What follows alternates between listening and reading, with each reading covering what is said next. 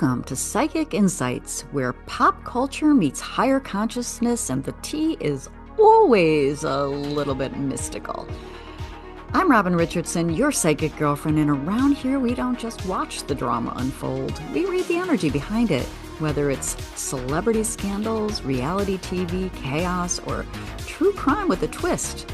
I'm tuning in to bring you the intuitive scoop the headlines miss. So buckle up, because your aura's about to get entertained.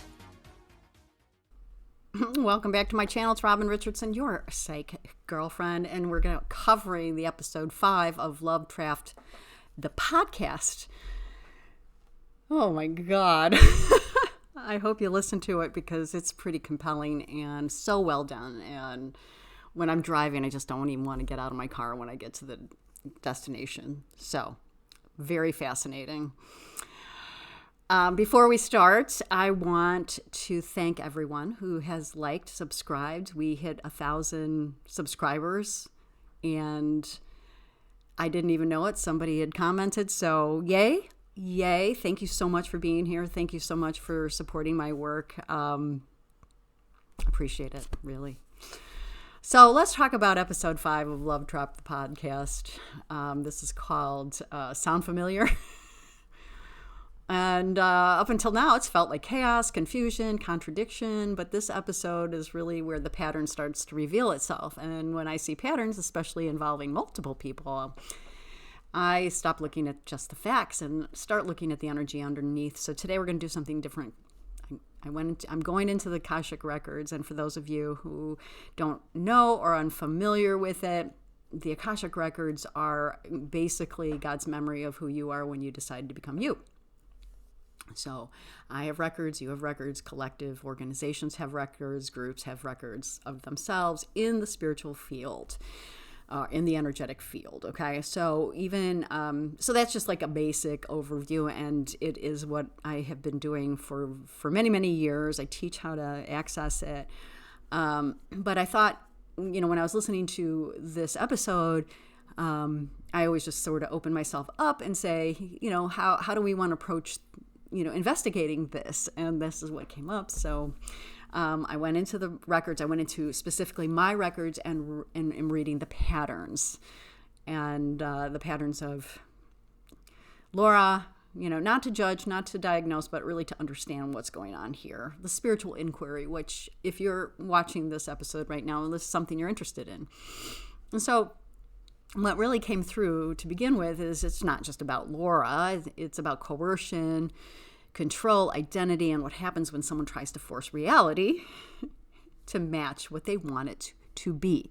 And this has just been so resoundingly big in my energy field when I tap into this energy, right? So before I go into this, I want to say clearly, I'm not here to label anyone. I'm not here to make any legal claims. What I'm doing is reading patterns. Because the Akashic Records don't deal in gossip. They deal in truth, patterns, and soul-level dynamics. And so when something repeats across multiple people, that's not a coincidence. That's imprinting. So let's talk about coercion, because this is a word that came up a lot, in this particular episode. And most people think that coercion is just forcing, pressuring, and manipulating. And yeah, that's part of it. But there are layers, and the first layer is the physical or the external, and this is what most people recognize. If you don't do this, I'll ruin your life. If you don't do this, I'm going to call your employer. If legal threats, forced decisions. It's direct. It's I'm going to do this if you don't do that, right? But honestly, it's the least sophisticated form. The level 2 is the psychological. And this is where it gets a little bit more complex, changing the story constantly, creating confusion, pulling someone in emotionally, then destabilizing them. And this is where someone starts to feel like, I don't even know what's true anymore. And then level 3 is the energetic or the spiritual. And this is the part really no one talks about, because coercion becomes trying to override free will, forcing connection, collapsing timelines. So we could use some examples here, like using emotional intensity to bind someone. We saw this example with Laura and her communications with Greg and Clayton. Creating situations that generate obligation. Pregnancy, anyone? Anchoring someone through crisis. I'm gonna get an abortion or whatever, like this is where episode 5 really, really hits. Okay, so let's take a breath, because this isn't about politics or beliefs. It's about power and control dynamics. So when we talk about abortion coercion, in this context, we're not just talking about the decision, we're talking about how that situation can be used to create the urgency, to create emotional weight, to keep someone engaged. And what we're seeing, especially with Greg, is the situation becomes the anchor. Not love, not alignment, the situation. And because when something feels urgent, serious, or emotionally loaded, it becomes very hard to walk away. All right, so intensity is not the same as an alignment. Let's think about that, all right? So what I wanted to ask the records is not what happened, but what's underneath it. So here we go, all right? I asked the question, I came up with some questions to ask the records, and I'm going to ask them here, and I'm going to read exactly what comes up as we ask the question. This is how we work with the records, so you're getting a little lesson from me. So I wanted to ask, and I've asked, what is the root energetic pattern playing out here? Okay, so what I've come up with and what comes to me a lot with Laura is there is this, I want to say this box. Let's call it a box or a treasure chest that's locked. And in that is all the stuff that she does not want to look at. It could be trauma, it could be shame, it could be past lives, it could be, anything that has occurred in her energy field that she does not or cannot look at. Okay? So she knows it's there, and it's too scary to look at because she can't control how she would feel if she were able to face it. Now inside this box, it's also inside of a room that has a lock, and she doesn't even know she has the key to go in there to get the information she would need to live the kind of life that she is trying to manipulate the reality outside so that she can live the life that she is desiring. So the pattern that comes up to me is it feels like I need to control the outcome at all costs, because if I can't look at what's going on here, I'm going to do whatever I can to control the external. And the pattern also feels like a mix of attachment mixed with abandonment issue, fear of abandonment. And that comes up a lot for a lot of us. And it does not feel like connection at all. It feels more about maintaining a certain identity that she wants to have. Okay, so then the next question would be, what does this coercion energy originate from? And all of this is rooted in fear.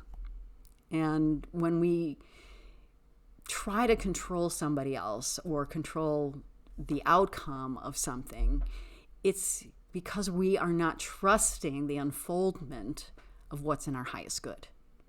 And we have a deep need to secure something externally.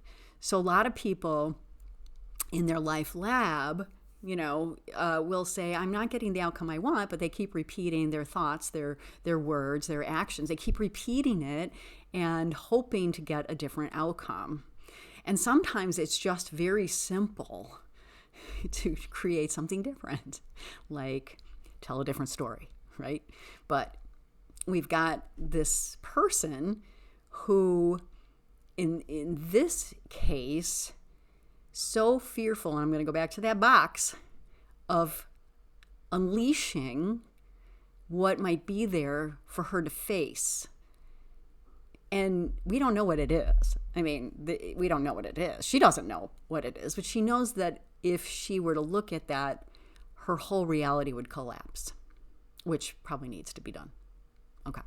So this is very survival energy that I get, very much in the root chakra. So very much like when we're trying to survive. And so this can be a lot of patterns, like energetic patterns from, again, past lives, her parents, her current life, so you don't have to believe in past lives, but like a lot of us as in this life path we take on the sins of our father, so to speak. And I don't know why that came out that way, but that's how it comes out. So it could be she's taking on the sins of her father and her mother, and anyway. So let's go to the next question. Is this about control, fear, or identity survival? And we kind of touched on that, right? Because when I tap into the energy of the records, it tends to be like a big overview, right? We can get to these things as I'm speaking, right? And there's very much this survival. It's very much about survival of her own identity, of who she wants to be, in the world. And instead of, and what I tell my clients or my students is, if you want to change something, let's just say a benign thing, like I want to brush my teeth, I want my teeth to be clean. I want them to be white or whatever. You don't go in the bathroom and start brushing the teeth in the mirror. You don't focus on the external. The mirror is literally what's going on here. So you would brush your own teeth.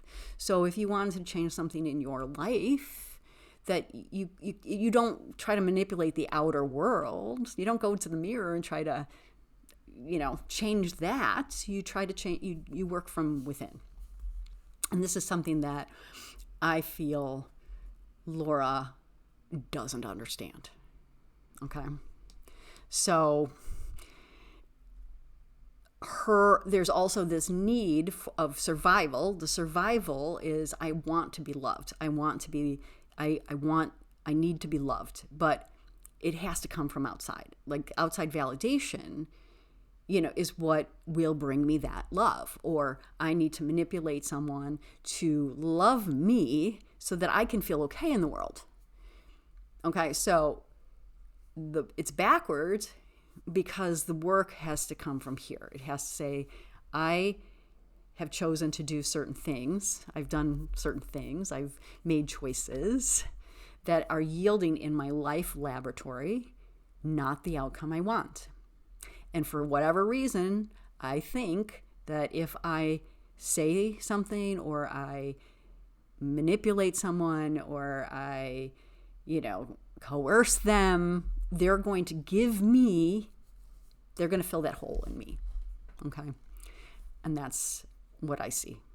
All right. So the next question that came up is, what role does illusion play here? Well, there's obviously a strong attachment to her version of reality, what she wants her reality to be.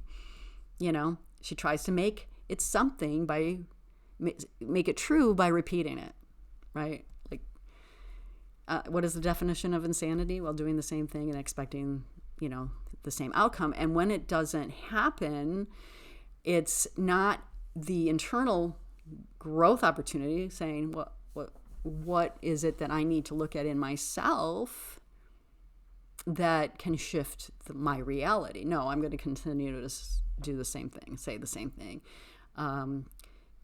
Because for some reason, my belief is that if I do X, Y, and Z, they're going to find out how wonderful I am, and then they're going to love me, And like a lot of when I am tapping into this energy is very neutral. And when I say it out loud, it's like, oh, yeah, okay. But what I see is she's trying to make something happen and not recognizing that it isn't working at all. All right. So, her illusion and distortion is her needing this story to be real and true. Okay. So what is the energetic role of crisis in maintaining this connection? So like she feels on some level like she has a belief system, and it could be from her mom or dad, wherever, that crisis will bond her with someone.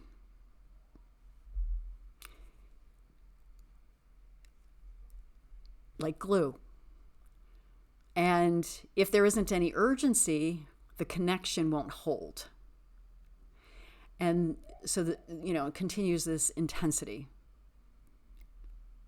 This is, let's keep upping the ante. Let's keep throwing like all these emails, all these texts. Let's keep this person's nervous system in a state of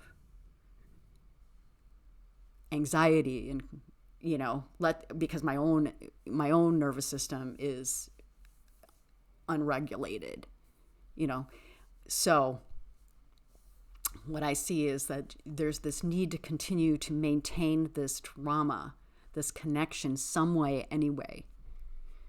And this, again, going back into our little box, if she were to ask herself, what is driving this? Because it's hurtful, it's hurting, I'm hurting. So how do I handle this without bringing someone else into the story and impacting other people's lives? Like, she does not see, these are just like paper dolls. That's what comes up to me. These are like paper dolls. Like, they don't have feelings. They don't have people that care about them. They don't have jobs. They don't have anything that, except that they've rejected me, even though I want that. I want to be the object of their desire. I want to be the object of their love. So note the wording, object. Okay. I don't see myself as a human being that, I feel like I need to be validated from external people, not internally validate myself. Okay.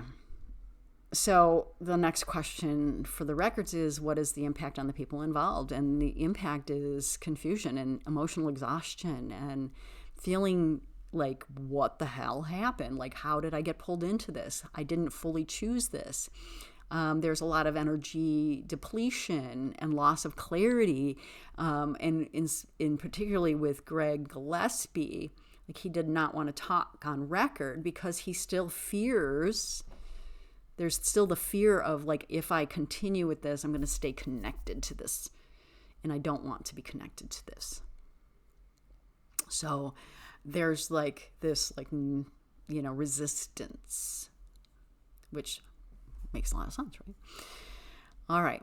So the next question is, what happens when someone forces a connection that isn't aligned? Well, it creates fragmentation, reality will push back, and the truth is harder to hold, but it doesn't disappear. And in Laura's case, what I see is, digging herself, like, so we create neural pathways in our mind through our thinking, right? And so a lot of us, and I feel like in her energy field, she's like dug a ditch, like a big old ditch. And if she wants to choose a different life path, it's so much harder to get out of that ditch, because in her head, the neural pathways that she's created through her thinking process, that looping, whatever her thoughts are, her belief systems are, they've created such a deep ditch. That's how I'm going to explain it. So if she wanted to choose a different life path, a different possibility, because there's infinite possibilities in the energetic field of outcomes for her, in order for her to do something different, like be something different, she'd have to do something different. And she's so far in that hole that, and not the unwillingness or not even knowing that she has the key to her own freedom. So where does that leave her, right? So what is the soul lesson here? What is this soul person? What is the soul lesson for her? Well, there's a few, in my opinion. her soul lesson is to connect to that spiritual self that is love. Also to recognize that reality is created from within, and that if it's not working out how she wants it to work out, the work is internal. Letting go of control of other people, letting control of outcomes, allowing the truth of what actions she's taken has cost her, not to mention the other people, but has cost her, and learning that connection cannot be manufactured. That's one of many of her lessons, I think. Okay. So what's really clear to me is that this is not just behavior. This is really identity, control, and resistance to truth. And when someone tries to force reality instead of aligning with it, everything starts to fragment. And this is why episode 5 matters, because we're seeing that this is not isolated and it's not random, and it's a pattern. And when patterns repeat across people, we are looking at the energetic imprinting. And so now I want to turn it back to you, because this just isn't about this case. And I want you to ask yourself, and I hope that maybe you've been in this energy and you're getting some downloads for yourself. But I'd like you to ask yourself, and I ask myself this too, where have I tried to force something to work? And where did something feel off, but I stayed anyway? And where has someone tried to pull me into their reality? Because coercion doesn't always look obvious. And sometimes it feels like confusion, pressure, intensity. And if you've ever been in something where you couldn't explain it, but you knew something wasn't right, that's exactly what I do to help people unpack. And from a soul level.